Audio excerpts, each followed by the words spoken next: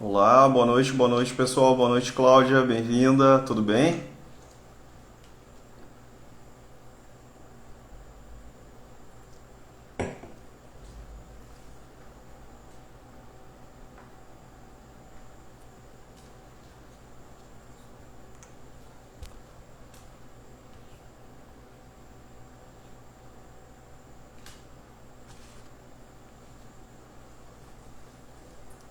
Boa noite.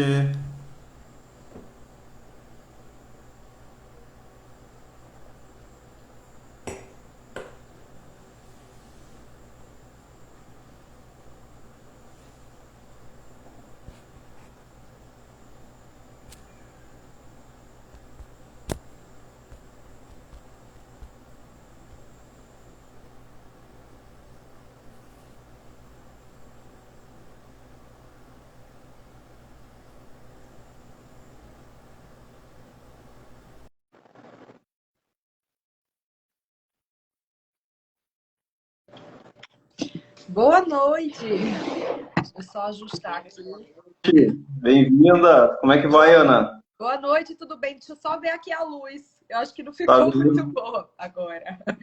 Tudo bom, Igor? Boa noite. Tudo bom, boa noite, que bom que tu estás aí conosco, né? Obrigada, é um prazer estar aqui com vocês hoje.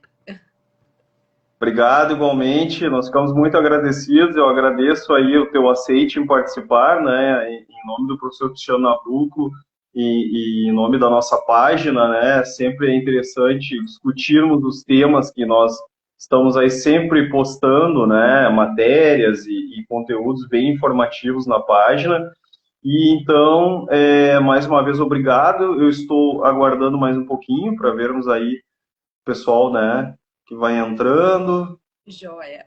Eu que agradeço o convite, né? Porque é um tema que eu estudo também bastante tempo, adoro participar. Já estou inscrita na próxima pós de vocês, né? Que começa, acho que essa semana já. Essa semana, né? Sim, Isso. essa semana. Assim, eu fiquei muito feliz, porque é legal quando a gente é convidado para falar de um assunto que a gente se identifica, né? E que a gente Isso prega aí. no dia a dia. Então, isso é bem gostoso de fazer mesmo. E eu sou muito fã do Cristiano Nabuco, né? Eu tenho todos os livros dele. Já tive a oportunidade de ter aulas com ele aqui em Maceió, em São Paulo. Então, eu fico muito feliz mesmo. Sou discípula. Olha só, que bacana, que ótimo, né?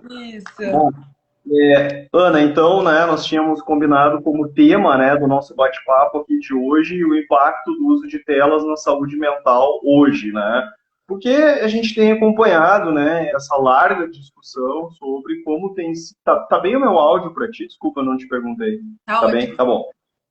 Nós temos discutido aí, visto, né, e ouvido muito sobre essa questão da saúde mental e o quanto as questões de saúde mental se agravaram diante dessa situação de pandemia, né? E nós vivemos aí uma pandemia que parece então que é interminável, né? Porque nós começamos com ela supostamente no Brasil em março de 2020 e estamos vivendo a pandemia e as suas reverberações, né? Porque a gente tem assim, surge uma variante, surge outra, né? E a gente vai tendo uma pandemia que não finda, né? E aí nós temos visto uma série de questões relacionadas à saúde mental, mas dentro desse universo, desse agravamento, né?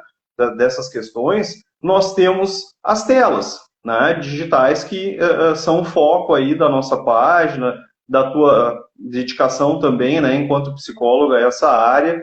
E aí eu elaborei algumas perguntas aqui, né, como um script para trazer para o pessoal que está nos assistindo sobre esse tema. E sim, né, essa questão das telas parece que, de certo modo, então, traz um agravamento para essa questão da saúde mental.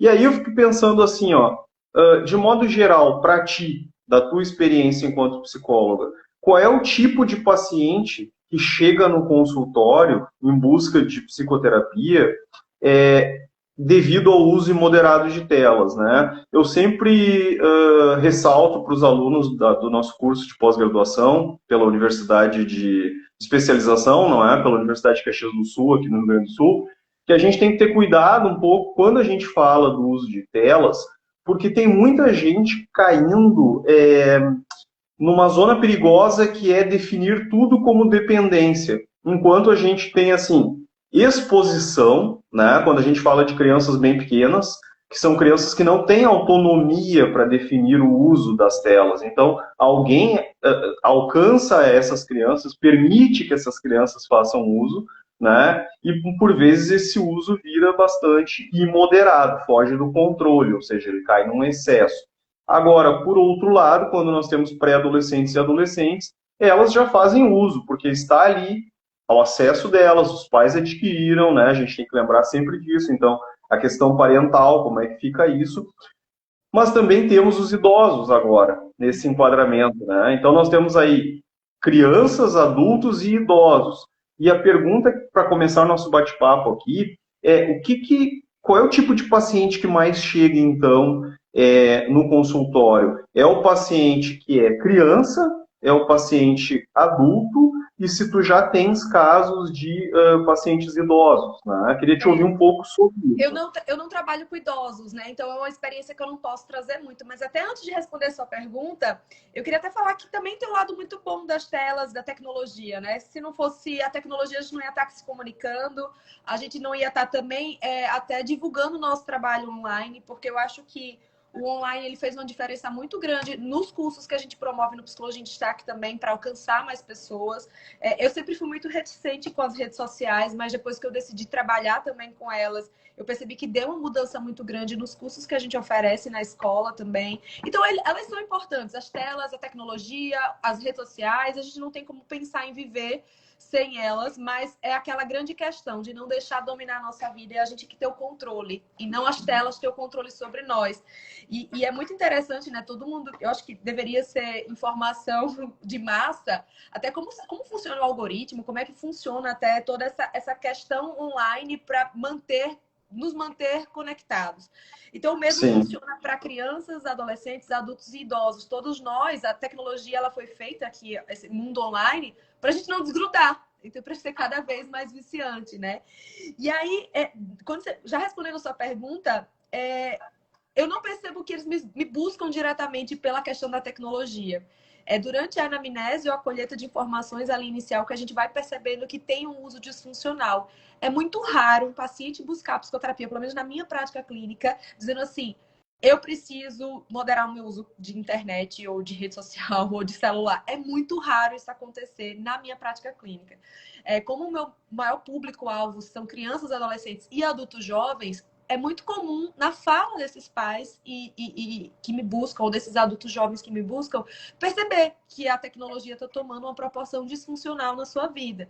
Então, por exemplo, quando a gente vai conversar com pais de crianças muito pequenininhas, eu trabalho muito com dificuldades alimentares, é muito atribuído a crianças que têm dificuldades alimentares o uso irrestrito de telas. Porque como mecanismo para as crianças comerem melhor, os pais acabam oferecendo a tela.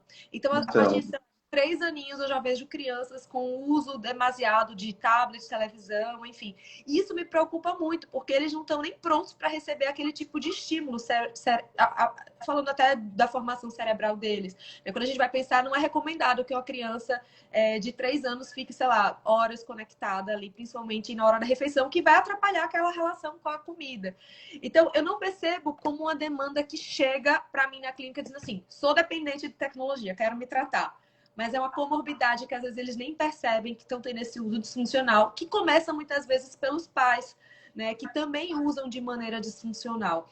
E uma das coisas que eu percebo que é muito comum hoje é as pessoas utilizarem o celular como uma forma de se autorregular emocionalmente. Então, tá desconfortável a situação aqui, ou então tô com uma vergonha social, alguma situação assim, vou usar o meu celular e eu não preciso enfrentar aquela situação. E às vezes as pessoas não percebem que isso já é disfuncional. Por exemplo, eu estou no elevador aqui e está disfuncional, não quero dar boa tarde, as pessoas já pegam o meu celular. Já é uma atitude disfuncional. E as pessoas não percebem isso.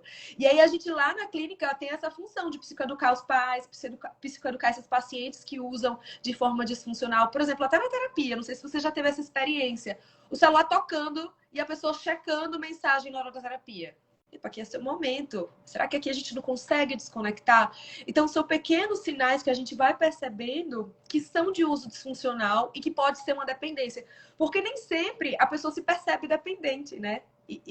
pois é, Desculpa te interromper, mas eu acho que tu trouxeste umas questões bem importantes, né? Essa questão da anamnese é algo que nós temos batido muito nessa tecla no curso de especialização, porque nós entendemos hoje que o psicólogo, enfim, ou o profissional da saúde, de modo geral, ele não pode deixar de fora da anamnese essa questão de perguntar em relação ao uso da tecnologia, porque vivemos uma contemporaneidade totalmente digital. Então, isso tem que estar ali presente para que se questione, seja em relação à criança bem pequena, acompanhada dos pais, ou do próprio jovem adulto, né, do idoso, desculpa, porque nós entendemos que isso é bem importante. E eu concordo contigo, essa questão, né, de uma tomada de consciência sobre o uso dos dispositivos eletrônicos, ela é muito difícil de acontecer e ela vira, de certo modo, um tabu. Até em relação aos pais, e a gente tem discutido bastante também no curso de especialização isso, porque temos vários profissionais da área da saúde, de Eu tô áreas. ansiosíssima para começar, viu? E aí nós temos psicopedagogas, nós temos na área da educação, nós temos o pessoal que é da psicologia, neuropediatra, psiquiatras, né? E a gente vê de fato que vira tabu, principalmente na questão parental, porque os pais não querem assumir esse papel de dizer, não, olha, sou eu que entrego a tela para esse bebê na hora das refeições, e isso influencia diretamente nos hábitos. Assim como isso também influencia para jovens, né, ou adolescentes, na questão do estereótipo, né, daquilo que se identifica enquanto corpo, porque a gente vê o que na mídia, né, corpos perfeitos, aquilo que qualquer pessoa idolatraria e desejaria, né, então seja lá um corpo masculino, porque eu gostaria de ter aquele corpo e ir para a academia e ter aquele corpo, ou se eu sou jovem menina, estou ainda me desenvolvendo, não tenho nenhum corpo desenvolvido, né? Mas eu já idolatro um estereótipo determinado e entendo que aquilo é como deveria ser o meu corpo e por vezes desenvolvo até alguns comorbidades no sentido, né, uma anorexia, uma bulimia, porque quero chegar àquele ideal de perfeição. Então isso acho que é bem complexo, né? Um outro ponto que tu falaste que eu achei muito bacana, além da questão da anamnese, é a questão de que sim, isso é outro ponto que a gente tem também trabalhado bastante no curso de especialização, que é não podemos demonizar as tecnologias. Elas fazem parte, elas são um artefato cultural, elas manifestam um progresso de uma espécie que é a nossa, mas o que nós precisamos é aprender como utilizá-las de forma saudável, de forma consciente, para que elas tragam benefícios, como tu disseste, né? E não malefícios no sentido de algo que sempre nos prejudica porque gera um problema bastante complexo, né? Nós temos aí o pessoal comentando já, depois a gente pode dar uma olhadinha. Então, E uma problema das coisas também, sabe, Igor, que eu percebo muito assim, é que os pais às vezes setorizam a educação para a tecnologia. E isso também me preocupa muito. Porque eu escuto alguns pais falando assim, ah, Ana, mas ele só usa aplicativo educativo. Mas eu acredito que não existe aplicativo educativo para uma criança de 4, 5 anos online, porque ela não precisa de estímulos de tela, ela precisa de estímulos reais para poder desenvolver, baseado nas relações reais, aqui nas brincadeiras reais, naquele contexto real. Porque, na verdade, a tela acaba dando tudo pronto para as crianças. Elas não precisam pensar muito, né? Então, tá tudo ali muito pronto. E aí me preocupa muito também essa ideia que alguns pais trazem disso, de aplicativos educativos. Porque eu não acho que nada vai ser educativo online para uma criança de 4 anos, particularmente falando. E aí também entra, né, Ana, essa questão assim da criança, né, bem pequena, que é dentro de uma lógica desenvolvimental, né? O que está implicado aí, né? Não só da questão psicológica, né? Da questão cognitiva, mas até da questão física mesmo, né? Porque tu tens aí crianças deitadas o tempo inteiro com fone de ouvido, com os celulares, né, diante dos olhos, e a gente já tem uma série de pesquisas apontando, né, os prejuízos oftalmológicos, o prejuízo na audição, e fora isso, eu vou resgatar uma questão que tu trouxeste aí na tua fala inicial, que é a questão de não saber lidar com o tédio, não vivenciar o tédio, ou seja, eu não fico entediado nunca, porque se eu não estou feliz contigo numa FaceTime, numa chamada de vídeo, né, eu desligo, vou para o TikTok, eu desligo, vou para o Instagram, eu cansei, eu simplesmente eu clico e abro o YouTube, assisto um vídeo, mudo para uma receita. Quer dizer, que tipo de geração nós estamos, né, Isso. presenciando E até esse voltando à sua desenvolvimento? pergunta, né? Então eu percebo muito isso, né? Alguns pais falam na anamnese, eu percebo que ele às vezes tem preguiça de brincar para não ter que guardar os brinquedos, prefere ficar na televisão. E aí volta para a questão da anamnese, que eu sempre pergunto, né? Pergunta de anamnese: quantas horas passa conectado? Que tipo de dispositivo utiliza? Que tipo de conteúdo assiste online? Quais são os TikTokers, YouTubers?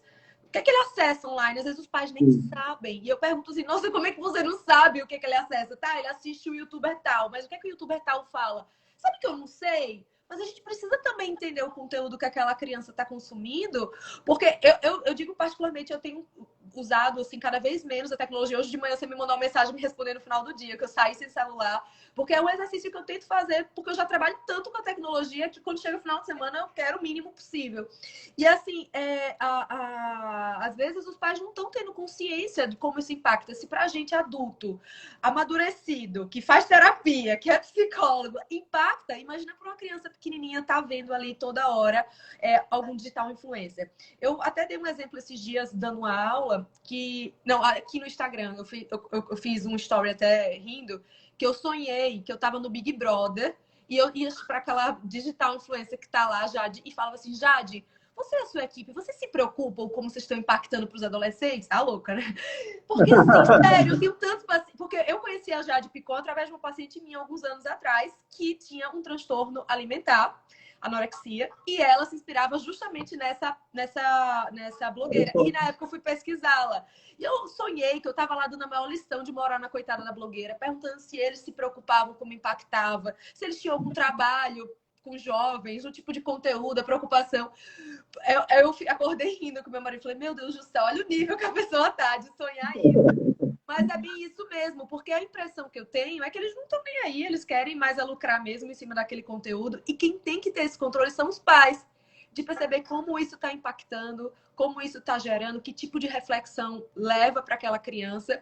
Porque eu me lembro que essa minha paciente se sentia muito pressionada pelo corpo perfeito, por ser como aquela blogueira. E aquilo ali é muito irreal, né? Às vezes eles têm ali uma série de coisas que é fora da curva, que não segue um padrão de normalidade que nós, seres humanos normais, temos, né? Então me preocupa muito isso.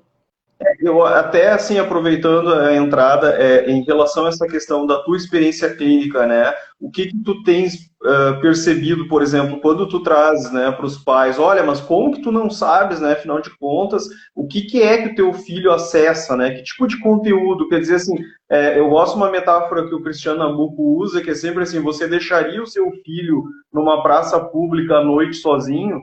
Uhum. Né? Porque é isso que a internet é. Se eu entrego um celular, um tablet, né, ou até um videogame que tem acesso à internet, um acesso que é irrestrito, eu permito que essa criança ou esse adolescente navegue por territórios outros que a gente não sabe quais são.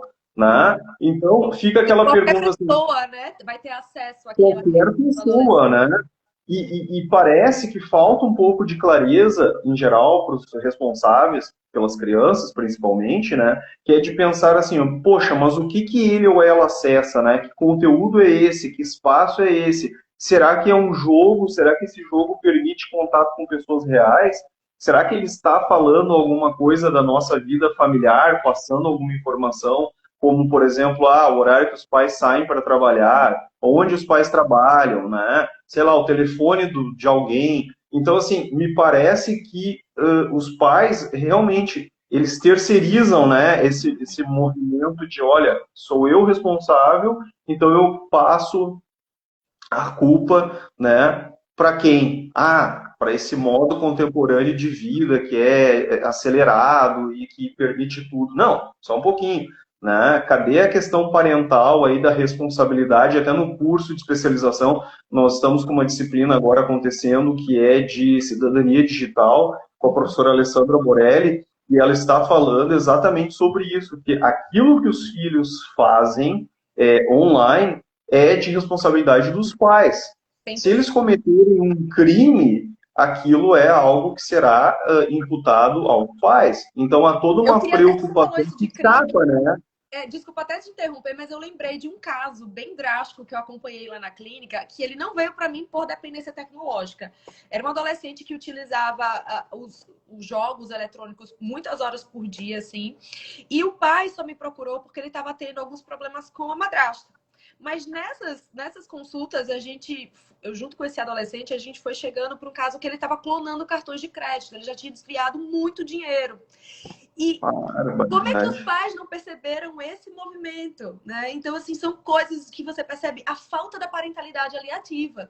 Então, era um caso muito extremo, né? Então, foi todo um processo para a gente chegar em diminuição de tela. Os pais acabaram também abandonando a terapia porque eles precisavam mudar bastante. Eu percebo que às vezes os pais têm dificuldade, mas esse desvio de dinheiro era algo muito criminoso, assim, né? Algo muito pesado. E isso é o tipo de demanda que eu recebo na clínica às vezes, assim, que eles não veem como problema inicial, né? Mas aí quando a gente vai chegando vai pelas beiradas, quando a gente chega ali no meio, vê que tem algo muito maior. Então, era um adolescente de 14 anos, né? Muito novo e já tinha toda essa expertise aí, né? De fazer coisas que a gente nem... Pois é, não, eu ia te dizer, quer dizer assim, se fala muito, né, hoje em dia, né, no aprender, pelo aprender que é dentro dessa lógica do virtual, do digital, onde eu tenho acesso a conteúdos, né, e práticas que outras pessoas colocam em ação, onde eu posso aprender colaborativamente. Veja que um adolescente de 14 anos para aprender todas essas práticas ilícitas, ele fez uso de tantos contatos que a gente nem imagina, a ponto de aprender como fazer todo esse processo criminoso, né? Quer dizer, é algo bastante preocupante e que me parece, de modo geral, que realmente os pais não se preocupam, né? E aí eu escutei algo do tipo assim, mas antigamente as crianças também assistiam televisão o tempo todo. Não, mas né, a televisão não tem essa interação que a internet permite, né? Com inúmeras pessoas, com espaços que têm uma determinada função, né? Acho que antes a televisão deixava aquele famoso mais distante. Por exemplo, a gente assistia, sei lá, Xuxa, alguns famosos. Era uma coisa meio inalcançável. Você tinha uma restrição do acesso àquela pessoa. Os YouTubers, os digital influencers, eles é como se penetrasse mais ali na cabeça da pessoa, porque influencia de várias formas em vários canais diferentes.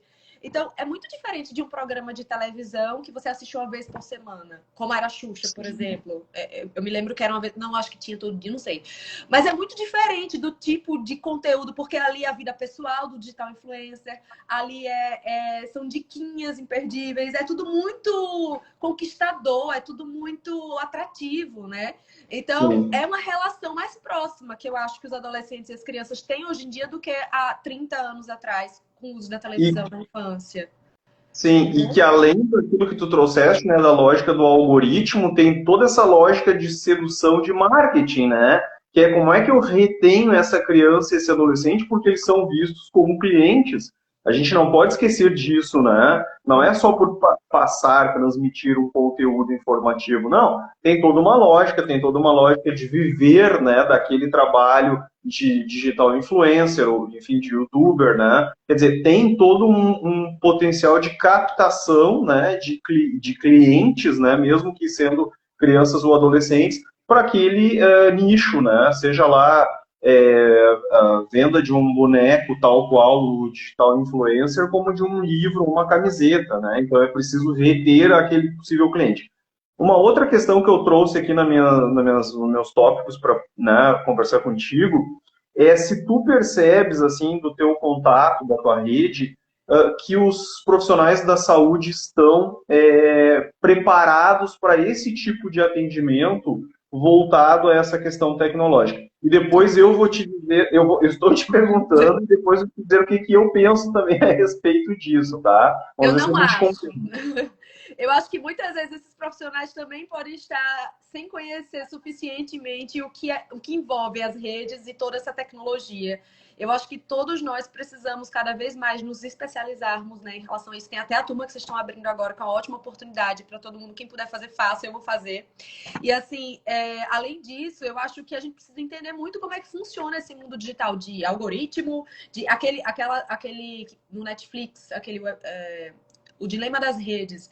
Ali eu acho que é bem legal para assistir, para se informar um pouquinho mais como funciona, né? Eu acho que todos nós que trabalhamos com saúde mental, a gente tem a obrigação de se informar sobre como funcionam as tecnologias hoje em dia, principalmente essas redes sociais todas. E eu não acho que estão preparados, assim, eu acho que passa batido muita coisa, né? Porque eu percebo que muitos psis, eu dou muita supervisão, eu percebo que muitos psis, de forma geral, compram a ideia dos pais sem questioná-los. Escuta os pais e aceita. E a gente precisa ir além da fala dos pais. Porque tem muita coisa nas entrelinhas que às vezes eles não percebem. Então, eu acho que de forma geral, é uma demanda que os psicólogos não estão preparados para atender, porque dificilmente na clínica eu percebo que um pai vai me buscar dizendo que quer tratar a dependência tecnológica. Então, a gente tem que ver isso como uma comorbidade que vai aparecer nas entrelinhas, não é na fala direta. Porque geralmente, meu filho está muito ansioso, meu filho está com dificuldade escolar, meu filho acho que é fobia social, não sai de casa. Então, a gente vai pegando um pouquinho disso e vai ligando o nosso alerta. E como que é o uso da tecnologia? Como ele se sente em relação a isso, né? Hoje também um aplicativo que me preocupa muito é aquele Discord, né, de comunicação. Sim. Eu vejo que muitos adolescentes aqui em Maceió têm utilizado e eles utilizam de forma muito disfuncional esses grupos. Inclusive, também, mais uma situação de perigo, eu tive um adolescente que marcou um encontro com uma pessoa e aí a gente... Nesse momento, eu conversei com a mãe, né, para orientar, porque a gente teve que ter quebra de sigilo que colocaria a vida dela em risco, e de fato não era um adolescente, era um adulto. Então, são situações de muito perigo que às vezes eles se colocam e são esses aplicativos que a gente tem que ficar por dentro. O que é que está surgindo, qual youtuber novo que está na moda, qual aplicativo novo que surge. E é tudo muito rápido. A gente precisa estar por dentro, né? Para poder entender o que esse público está acessando de forma geral. Eu estou levando sempre minha fala para a infância e adolescência porque é o público que eu mais trabalho, né? Mas eu também percebo, por exemplo, como os idosos estão utilizando. Vou falar pela minha avó. A minha avó, ela usa o Instagram, Facebook, todas as redes que você imaginar, e ela diz que para ela é muito bom, que preenche o tempo, mas às vezes é difícil também se desconectar, né? Eu já não tenho essa experiência na prática clínica, mas eu tenho em casa com a minha avó, né? Que eu percebo que ela também usa muito, porque tem um lado gostoso de utilizar, mas também tem um lado perigoso, né? Assim, de se expor de certo modo, né? Eu tenho visto, assim, né, na nossa experiência agora, né, com o curso de especialização, então, que surge como um dos primeiros cursos no Brasil, né, voltado a esse tema, né, e com toda a experiência do pessoal da USP também, né, como parceiros nossos, professores atuando, então, no nosso curso de especialização, que, de fato, assim, há até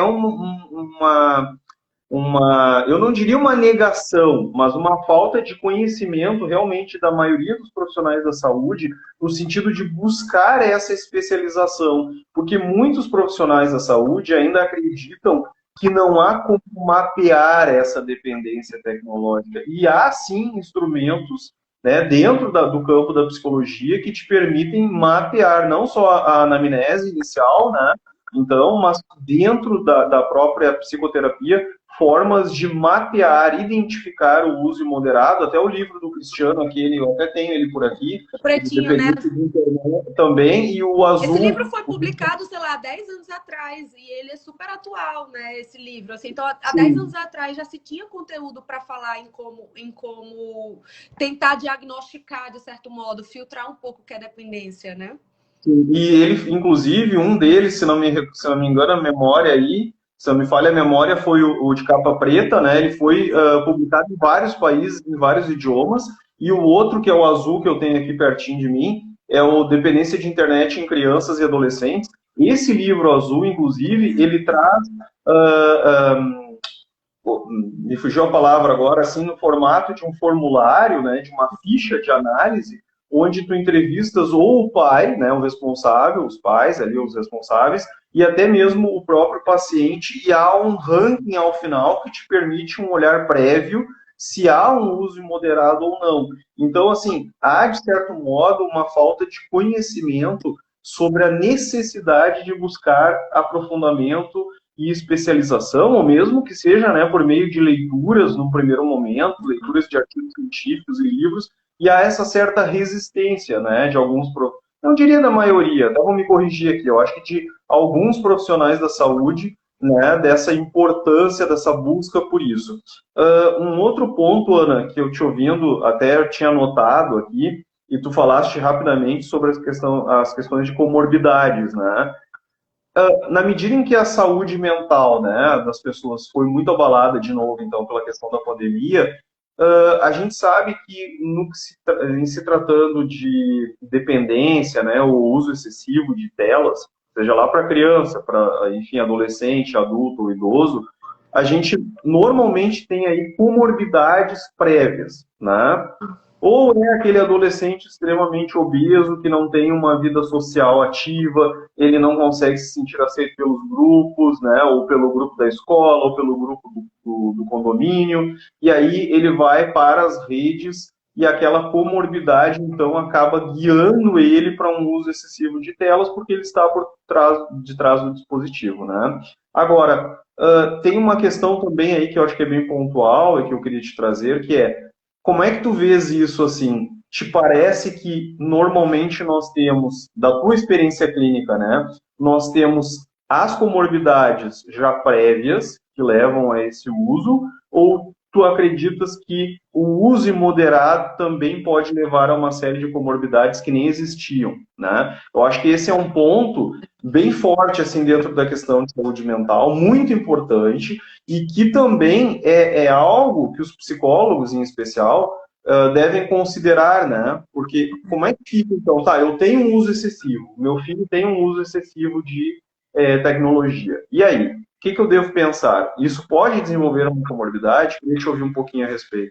Eu acho que se a gente fosse pensar 10 anos atrás, 15 anos atrás, poderia ser assim, eu tenho uma comorbidade e aí eu busco o uso da internet e acabo virando dependente da internet porque eu já tenho aqui uma fobia social, enfim, uma questão.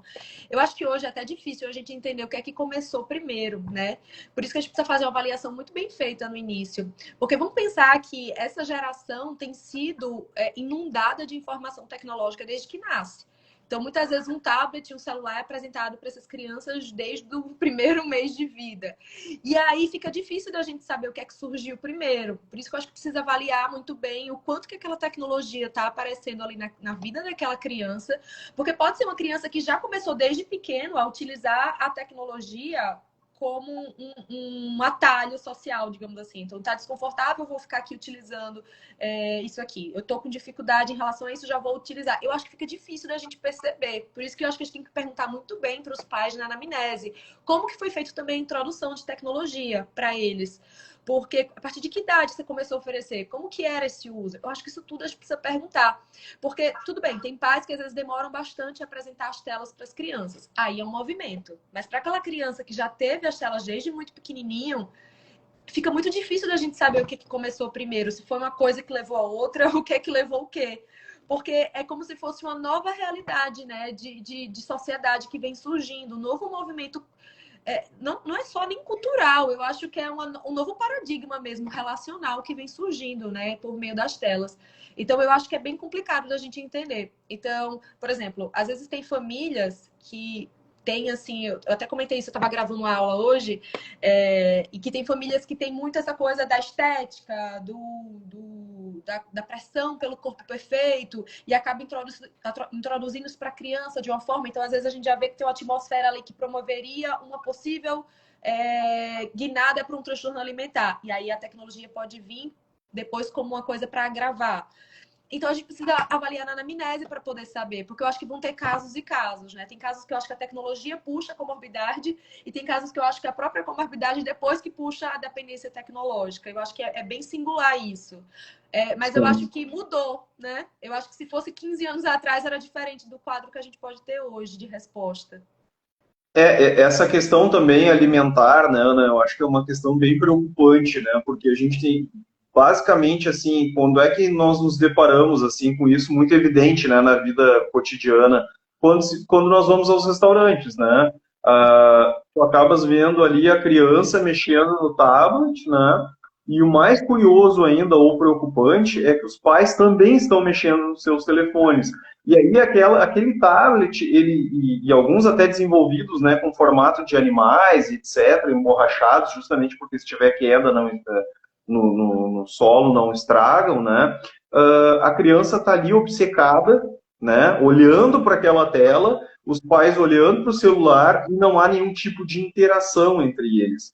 Mas dentro da lógica da alimentação, a gente sempre fica pensando, né, poxa, como isso é grave, porque que tipo de transtorno eu acabo gerando alimentar para essa criança, porque eu também, assim, ó, como é que eu insiro uma verdura, um legume, né, para essa criança, na refeição dessa criança, se ela está tão obcecada pelo uso das telas que ela rejeita qualquer tipo de movimento e muito mais ainda, ela rejeita o fato de que tirem dela essa tela. Então, há relatos de mães, né, de responsáveis, que dizem que, olha, a partir do momento em que eu não dou a tela, ele ou ela não come. Não come, Isso. né? E aí eu queria até fazer um gancho de um dos transtornos alimentares que eu mais trabalho hoje em dia, que é o TARI, o transtorno alimentar restritivo evitativo, que é muito pouco falado. Quando a gente vai ler livros de transtornos alimentares, em geral se fala de bulimia, anorexia, enfim, transtorno da compulsão alimentar periódica, mas não se fala de TARI. E eu vou ser muito sincera com você, hoje eu acho que o TARI é o que mais lota a clínica, não só para mim, mas para as meninas também que atendem criança e adolescente lá. Então, é uma demanda muito grande na nossa clínica lá. E a gente treina também psicólogos para trabalhar com TARI, porque é uma demanda que está muito crescente, assim, absurdamente.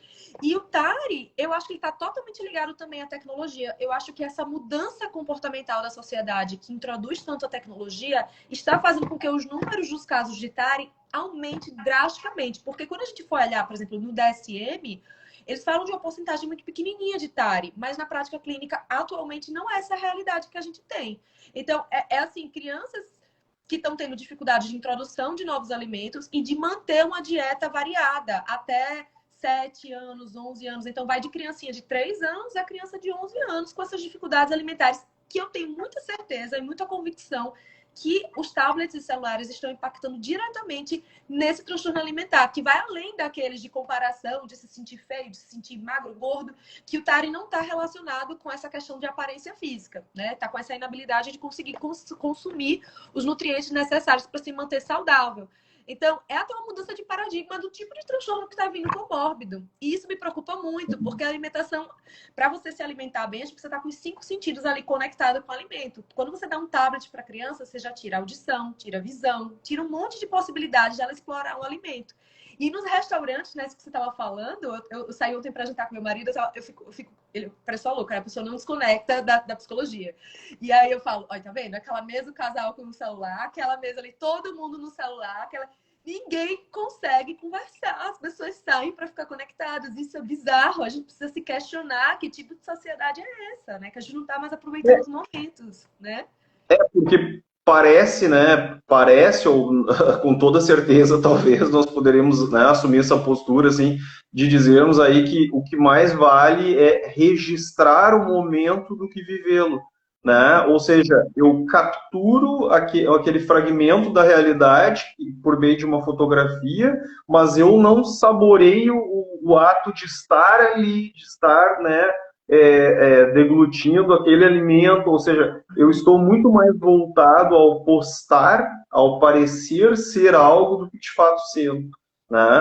Então, quer dizer, fica algo que vai realmente, né, ao encontro dessa nova construção de uma sociedade digital, né, voltada diretamente a essa questão da imagem e com um enfraquecimento das relações sociais, né? Porque na medida em que eu não lido com o tédio, em que eu não interajo diretamente com o outro, né, que eu não vejo o outro presencialmente, em que eu não estou com o outro, em que eu não compartilho um brinquedo, né, porque eu estou brincando no tablet, no meu dispositivo, no meu celular. Tem crianças bem pequenas que os pais dão celulares, né? E eu acho interessante que alguns pais falam assim, nossa, meu filho é tão inteligente, já sabe mexer tudo. Mal sabe que é tudo tão intuitivo, assim, naquele mundo digital, né? Foi feito pra gente saber tudo mesmo, não foi feito pra gente ter dor de cabeça, né?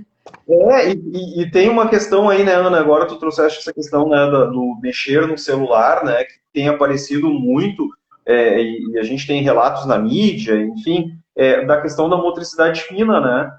Porque tem crianças que não conseguem fazer um movimento de pegar algo, porque elas estão tão habituadas a só passar o dedo na tela, nesse touch, né? Nessa questão do clique, que elas não seguram quase os objetos, crianças bem pequenas ainda em desenvolvimento. Então a gente tem essa questão da alimentação, a gente tem a questão do sono, né? Porque a gente sabe que não se deve usar telas, né, 2 horas antes de deitar, de ir para a cama, né, de colocar a criança para dormir.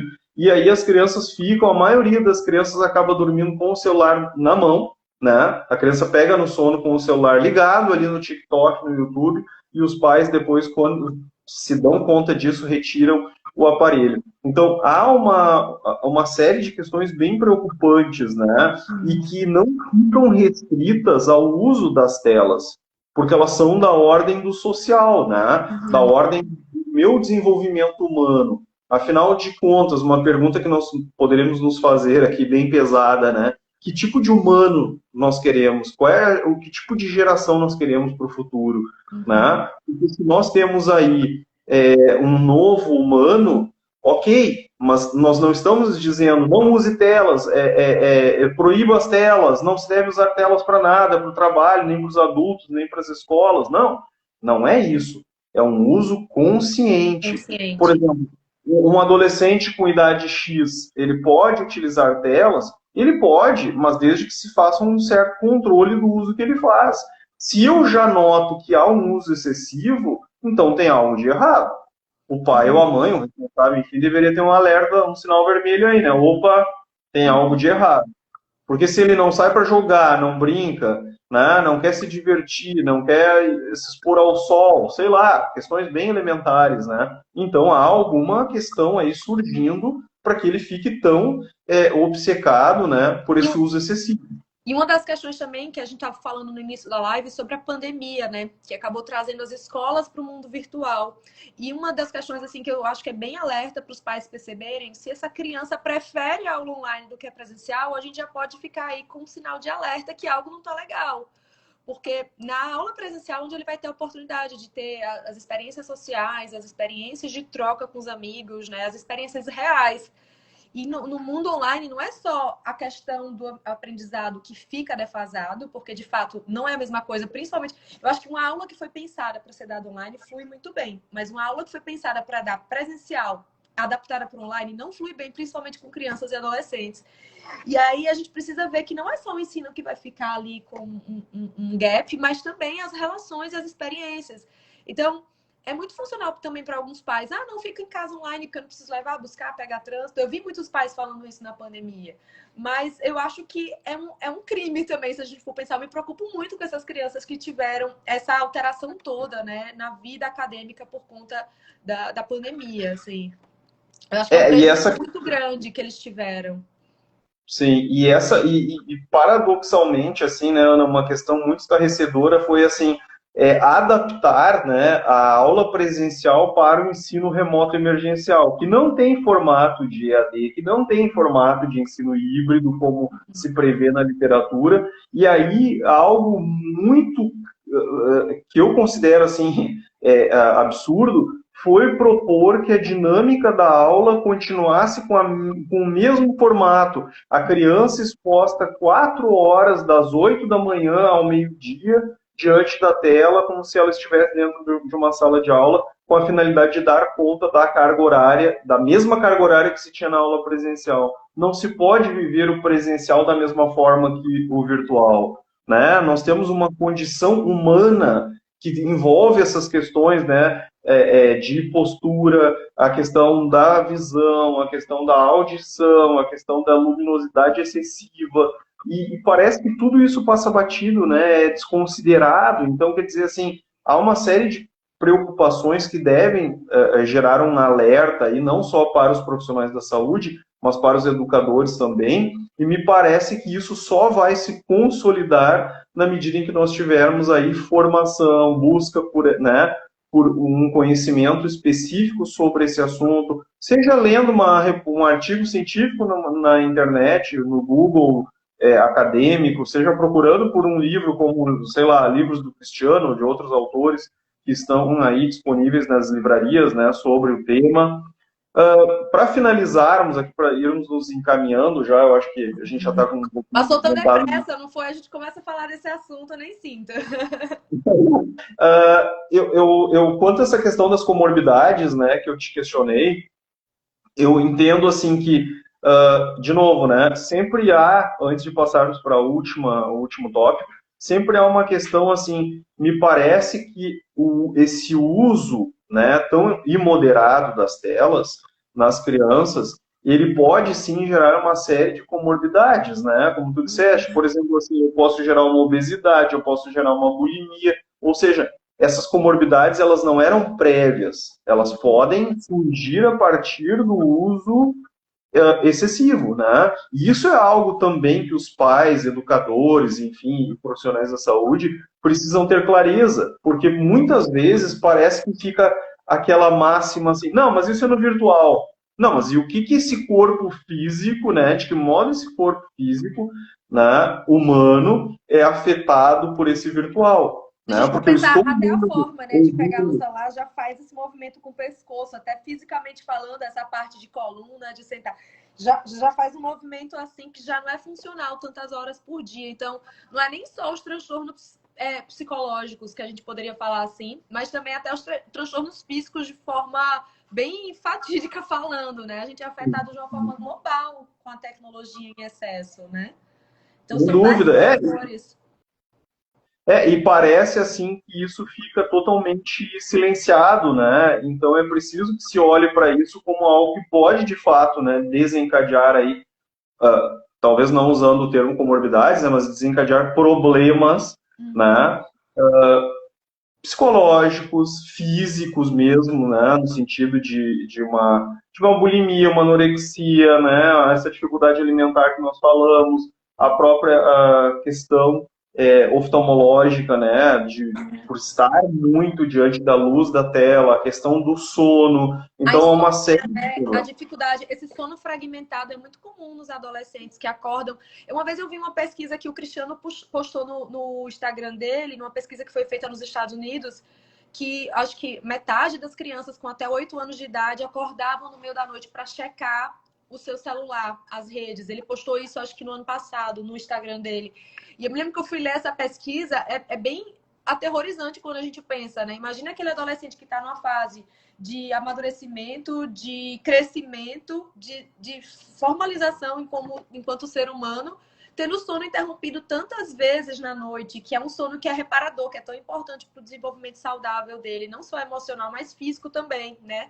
Cognitivo de uma forma global. Então, eu me lembro que essa pesquisa me chamou muita atenção, que ele postou há um tempo atrás lá no Instagram dele. Eu não sei se você chegou a ler também. Que era que Eu essa... devo, devo ter visto, sim, é que são São tantas tantas. matérias, né, que a gente vê, mas depois acaba, mas eu até Você vou sabe que verificar. essa é uma matéria que eu sempre mostro para os pais, porque é bem chocante, ela é bem sensacionalista, então eu acho que toca mais o coração dos pais, porque é um dado bem alto. E aí, quando eu vou psicoeducar os pais, eu percebo que esses dados que chamam mais atenção toca mais para perceber, epa, isso aqui não é legal mesmo, né? Porque quando a gente vai com aqueles dados mais simples, com a pesquisa mais. Então, essas assim, eu acho que eles pegam mais, sabe, para entender, epa, tem um problema aqui. Né? Eu até, assim, eu acho que é uma questão bem importante, né? Eu acho que até tu tinhas me comentado, né, que tens, assim, essa questão da busca, né, por orientações para pais, né, em geral, que procuram algum tipo de atividade online. A gente até andou, assim, pensando, né, em o que promover também em caráter de pequenos cursos que sejam voltados às famílias, né, onde aquela mãe que tem interesse em aprender como lidar melhor com o filho, ou aquele pai que está tendo problema com a filha adolescente, enfim, ou até quem é responsável por um idoso e que tem agora, né, até um tema da nossa próxima live é sobre o uso de smartphones na terceira idade, né, trazendo assim um pouco da expertise da convidada para falar sobre atendimento clínico de idosos que vem desenvolvendo esse uso excessivo, o que eu acho que é um tema bem interessante, porque antes nós tínhamos aquela ideia, né, só fazendo um parênteses aqui, nós tínhamos aquela ideia assim de, não, mas o idoso ele ficava totalmente isolado, mas agora tu tem essa exposição midiática, mas do ponto de vista do afeto, do acolhimento, da presença, esse silenciamento, esse abandono, ele continua existindo. Porque não basta que eu só te dê um oi, né, ou te diga como é que tu estás, né, é preciso mais do que isso para que, de fato, exista um acolhimento, desculpa, desse idoso, né. Então, assim, eu acho que são questões bem pontuais e que precisam ser exploradas. né? E essa ideia de desenvolver algo específico para pais, enfim, responsáveis, é algo que a gente vem pensando e que tenha uma abordagem um pouco mais é, palatável, que a gente possa pôr em prática no dia a dia, né?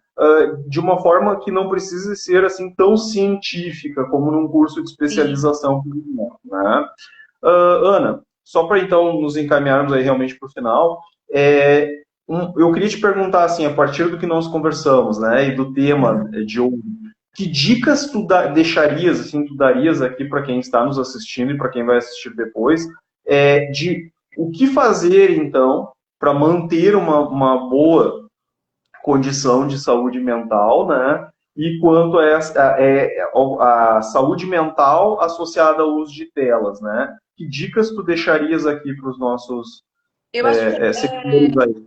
primeiro é bem importante a gente entender o nosso propósito com isso aqui, com o mundo tecnológico. Qual é o nosso porquê? Eu uso para me recreacionar, eu uso para me conectar com os meus amigos, eu uso para o trabalho. E a gente entender que tudo precisa também de um tempo, de limite. Então, quanto por dia eu vou me dedicar para cada uma dessas funções e respeitar muito isso. Eu acho que a higiene do sono também precisa ser respeitada, né? Uma dica muito simples é retirar o celular do quarto, né? Eu, particularmente, eu deixo ele no banheiro, porque é meu despertador. Então, eu sou forçada automaticamente a me levantar para buscar o celular.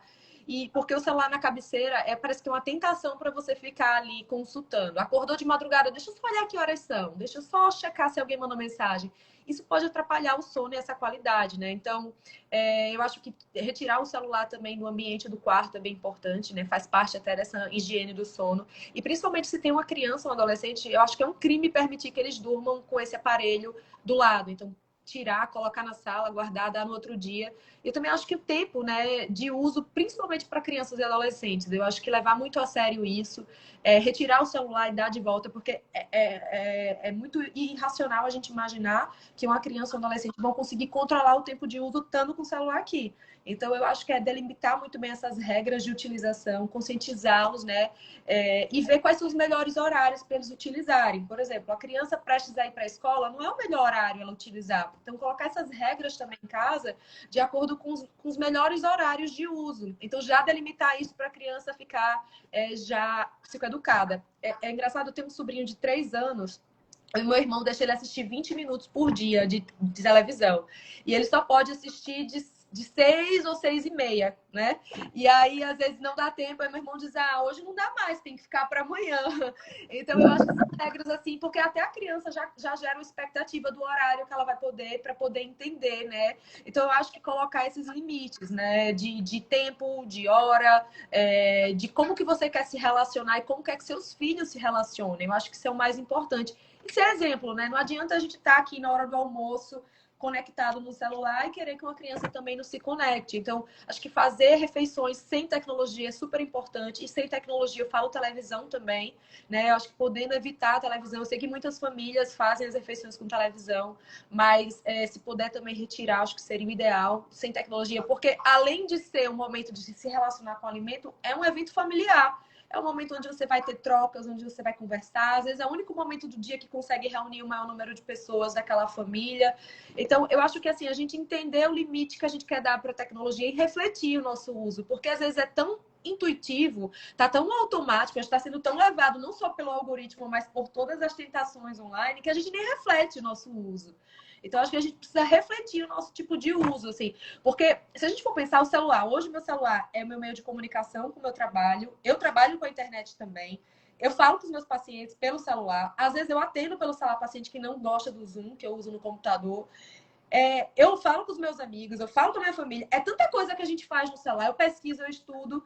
Então, se a gente não conseguir colocar esses critérios, é muito difícil. Uma outra dica simples é retirar a notificação.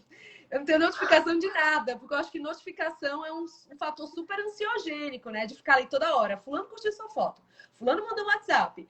Eu acho que é enlouquecedor. Eu não consigo mais viver com notificação. Assim, eu só tenho notificação de 3 pessoas da minha família no meu WhatsApp. É o que eu tenho. Assim, eu consegui filtrar, porque são meu marido, meu irmão e minha mãe. São minhas urgências, né? Porque senão a gente também não tem vida. De toda hora tá ali uma mensagem. É muito ansiogênico esses sinais, assim. Eu, particularmente, me sinto meio sufocada. Não sei como é que você se sente, Igor.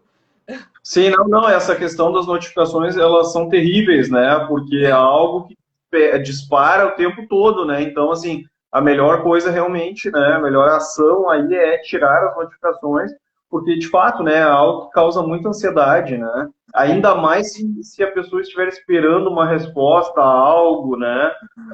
Isso é um fator realmente, porque de cada vez que desperta, né? Tem essa sensação, esse sentimento de, nossa, será que, né, é a mensagem? Então, quer dizer, quando eu tiro a notificação, eu me liberto um pouco disso, né? E eu acho que aí é que vem, né, nessa questão, poder usar a tecnologia com uma certa liberdade, né? Que ela não te aprisione Isso, efetivamente. Né?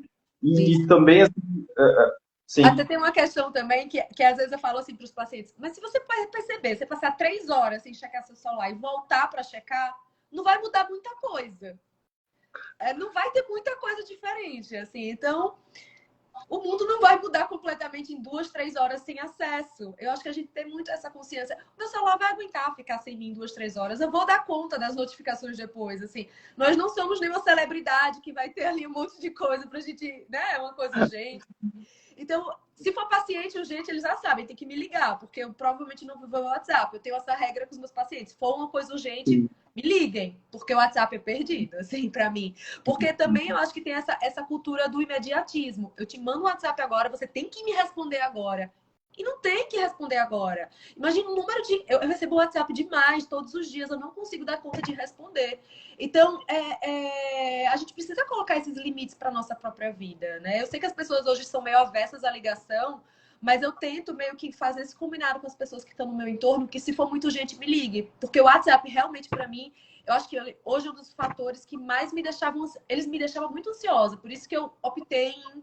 Eu abro mão um pouco, sabe? Eu checo 2, 3 vezes ao dia e foi. Porque senão não tem vida, né? sim, e tem uma questão também, né, assim, quando a gente pensa dessa questão, né, das redes sociais, principalmente, né, gerando fator de ansiedade para as pessoas, tem uma lógica muito assim, né, tu tens que descobrir qual desses canais, né, se eu uso, sei lá, Instagram, Facebook, enfim, TikTok, o que que é que está me gerando, né, um pico de ansiedade? Onde é que eu posso bloquear isso? Ou seja, que eu tiro a notificação ou que eu faço um log-off, né? Ou seja, eu fecho ali, tiro meu login e não tenho acesso, né? Ah, mas eu tenho me sentido assim muito constantemente acessando, desculpa, a minha rede social. Olha, não deixa ela logada, né, no teu dispositivo móvel, vai acessar ela uma vez por dia, dois no computador, então. Né? Há uma série de estratégias para esse movimento de detox digital, né, Ana? Pessoas que Mas estudam para concurso público, é a maior sugestão que eu dou. Desativa o aplicativo, desinstala o aplicativo. Você baixa no final de semana, checa e desinstala de novo, né? Porque isso. parece que é uma tentação, tá ali. Parece que ele fica chamando você para interagir, né? Então, eu acho que a Sim, gente precisa sim. criar algumas estratégias, assim. Eu acho que o meu maior fator ansiogênico, eu pessoalmente falando, é o WhatsApp. Então, eu tirei todas as notificações e eu checo algumas vezes ao dia. Se não der tempo de responder todo mundo hoje, passa para depois. Passa E para eu ver. percebi que era o que mais me gerava ansiedade. Então, assim, quem quer falar comigo urgente no WhatsApp não vai conseguir, é bem difícil, sabe? Mas é um movimento, né? Até porque tem lá, se for urgente, me ligue. Já tem o meu status é esse, se for urgente, me ligue. Sim. Porque eu acho que a gente Até precisa também educar as pessoas que a gente convive da forma que a gente quer lidar com a tecnologia, porque senão sufoca, né? sim. E até porque às vezes a gente também quer dar conta de tudo, né? E não tem como dar conta de tudo quando a demanda é tão grande, né? É algo desumano. Realmente tem que deixar para outro dia ou para outro dia. Às vezes as pessoas dizem, né? Mas poxa, olha só, a gente podia fazer isso e aquilo. Não, mas não vai dar tempo, né? Não tem como. Não tem como inserir mais essa atividade. Ah, mas olha só. Não, mas não tem como. Então a gente Porque na também tem que saber internet, no mundo online, priorizar, né? são várias coisas ao mesmo tempo. Então a gente não dá conta de fazer tudo ao mesmo tempo, assim, né? Sim. Ana, eu então, né, gostaria de te agradecer, mas antes de fazer aqui os votos de agradecimento, eu acho que algo que a gente precisa também pôr em prática, né, falando em específico aí do teu público de clínico, né, que são crianças e adolescentes, é pensar que esse pai, essa mãe, esse responsável, eles precisam dar o exemplo, né, do uso de um uso saudável, mas e aí alguns adultos dizem, olha, mas eu uso para trabalho. Poxa, mas então senta com essa criança, né? Conversa com ela e diz, olha, o pai, a mãe usa o computador, o celular para o trabalho. Ele não está vendo seriado, ele não está jogando, né? Não é um uso contínuo de uma atividade de lazer que sai fora do controle. Não, é Mas, devido ó, à pandemia ter usado mas esses mesmo com o dispositivos, trabalho, né? eu acho que alguns pais acabam falando que é sempre trabalho e às vezes também não é, porque até o trabalho Não precisa de pausas. Então, é. até o trabalho a gente precisa ter limites, então eu preciso ter pausas. E às vezes não se tem essas pausas, né? Por isso que eu acho que essa conversa precisa ser bem sincera e tocante para os pais também, né?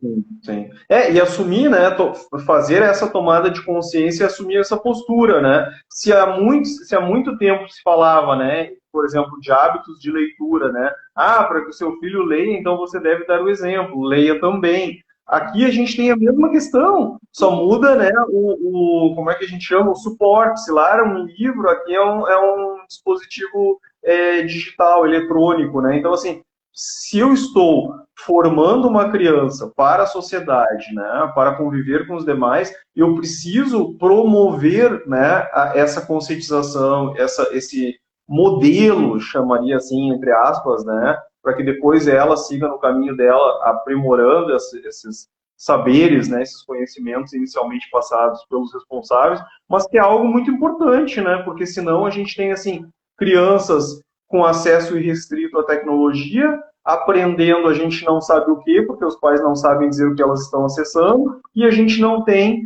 pais exercendo um movimento de parentalidade aí, né, que permita com que os filhos aprendam aquilo que é o necessário para um desenvolvimento humano saudável, minimamente saudável, né? Ana, né, nós já estamos então no horário aí, eu queria te agradecer muito, tá? Foi muito bom conversar contigo. Eu acho que vai ficar aí o registro de uma live super importante sobre saúde mental, sobre a importância desse movimento, né, por parte de profissionais da saúde, de famílias, né. E eu acho que fica aqui o nosso agradecimento para ti, o contato, o canal aberto, né, de comunicação. Muito bem-vindo ao nosso curso de especialização. Obrigada. Né, nós temos divulgado aqui, né, constantemente o curso, até em caráter, claro, também de um papel social de dizer, olha, existe uma formação, né, é uma formação séria, é dentro de uma universidade, ela é validada por um comitê científico, né, nós não estamos aí propondo um método milagroso, não, é a partir de estudos científicos, né, Cristiano e eu somos os coordenadores do curso, estamos com profissionais, né, de alto nível, tudo com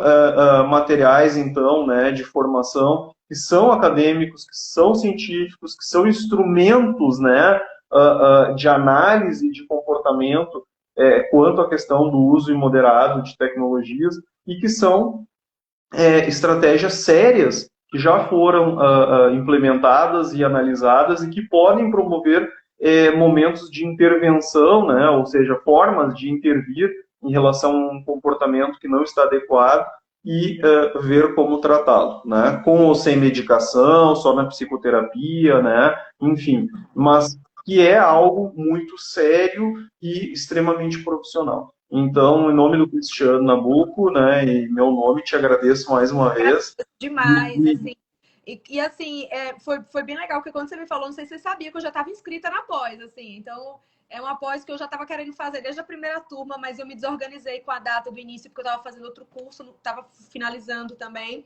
E agora eu fiquei feliz que vai dar certo esse ano para eu fazer. Então, super recomendo também. Eu acho que é importante todos nós que trabalhamos com saúde mental estarmos atualizados sobre esse tema. E quem ainda não segue o perfil dele, sigam, porque tem sempre muita informação relevante, né, para a gente estar por dentro do que está acontecendo, de tudo de dependência tecnológica, né? Acho que a gente precisa se informar cada vez mais. Então, eu agradeço demais o Obrigado, convite, foi então. uma honra. Para nós também, uma boa noite, um bom descanso aí para ti, boa semana. Obrigada, boa noite, viu? Boa semana. Tchau, tchau, Até pessoal. quinta, né? Quinta a gente Até se quinta, encontra. boa noite. Tchau, tchau. Tchau, obrigada. Obrigado, nós.